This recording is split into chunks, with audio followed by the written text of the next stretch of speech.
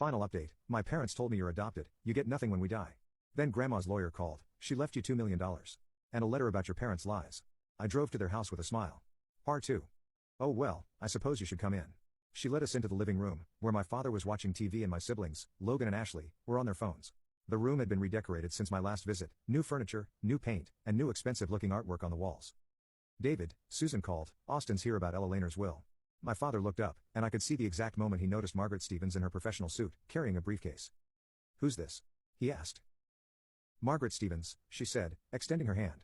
I was Mrs. Ella Laner Caldwell's attorney. Everyone suddenly paid attention. Logan put down his phone, Ashley looked up from her Instagram, and Susan sat down quickly, smoothing her hair. Well, my father said, forcing a smile, I guess it's time to sort out Mom's affairs. I appreciate you coming all the way out here. Actually, Margaret said, I'm here for Austin. The room went quiet. I don't understand, Susan said slowly. Margaret opened her briefcase and pulled out a folder. I'm here to inform Austin about his inheritance from Ella Laner Caldwell's estate. His inheritance? My father's voice cracked slightly. There must be some mistake. Austin isn't. I mean, he wasn't really related, Mr. Caldwell. Margaret's voice was ice cold. He's adopted, Susan said quickly. Eleanor wasn't his real grandmother. She had no obligation to leave him anything. Margaret turned to me. Austin, would you like to tell them what you learned yesterday, or shall I? I stood up, pulling out the letter. I learned that I'm not adopted.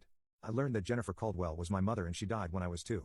I learned that Susan convinced my father to give me up for adoption, and the only reason they didn't was because Grandma Eleanor threatened to fight for custody. Susan's face went white. Logan and Ashley looked confused. That's not true, Susan stammered. That's impossible. I also learned, I continued, that Grandma Ella Laner left me her entire estate, the house, the investments, and $2.1 million in cash. The silence that followed was deafening. That can't be right, my father said, his voice hollow. She promised us. She said, the estate would be divided equally among the grandchildren. She lied, I said simply. Just like you lied to me for 21 years. Ashley found her voice first. Wait, what about us? What do we get? Margaret consulted her papers. You and Logan each received $5,000. $5,000? Logan exploded. That's it? What about the house? What about all her money? It all goes to Austin, Margaret said calmly. Susan stood up abruptly. This is ridiculous. We'll contest the will. Austin has no right to any of this money. We're the ones who took care of Eleanor. We were the ones who visited her, who helped her when she was sick. Actually, Margaret said, Mrs. Caldwell documented quite extensively that you prevented Austin from visiting her. She also documented that your visits usually involved asking for money. You can contest the will if you like, she continued. But I should warn you that Mrs. Caldwell anticipated that possibility. The will is ironclad, witnessed by multiple parties, and she was evaluated by 2 separate psychiatrists who confirmed her mental competency. A contest would be expensive and futile. My father slumped back in his chair. Austin, you have to understand.